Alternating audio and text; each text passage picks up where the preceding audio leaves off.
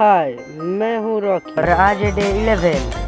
क्या एक laser light चांद तक पहुंच सकती है? चांद पृथ्वी से करीब 3,84,000 किलोमीटर दूर है। इतनी दूरी पर आम लाइट तो पूरी तरह फैल जाएगी, लेकिन हाई एंड लेजर की बीम इतनी कॉन्सेंट्रेटेड होती है कि वो चांद तक आसानी से पहुंच सकती है। लेकिन अगर आपकी लेजर सही से पॉइंट नहीं हुई तो ये चांद की सतह तक पहुँचने से पहले अंतरिक्ष में ही बिखर जाएगी। और मान लो आपकी लेजर चांद तक पहुँच भी जाती है तो उसे देखना मुश्किल ही नहीं बल्कि नामुमकिन है। इसी प्रॉब्लम का सोल्यूशन नासा ने 1969 में दिया, जब अपोलो मिशन ने चांद की सतह पर कदम रखा तो वहाँ रेट्रो रिफ्लेक्टर्स लगाए गए। ये रिफ्लेक्टर्स खास शीशे से बने हैं जो आने वाली लेजर लाइट को वापस उसी दिशा में लौटा देते हैं। नासा आज भी इन्हीं रिफ्लेक्टर्स पर लेजर लाइट भेजता है और वापस आने वाले सिग्नल से चांद की दूरी पता करता है, जिससे नासा को ये पता करने का मौका मिला कि चांद हर साल 3.8 सेंटीमीटर दूर जा रहा है। लेकिन कमाल की बात तो ये है कि हर 10 क्वाड्रिलियन फोटॉन्स में से ही सिर्फ एक ही वापस धरती पर आता है।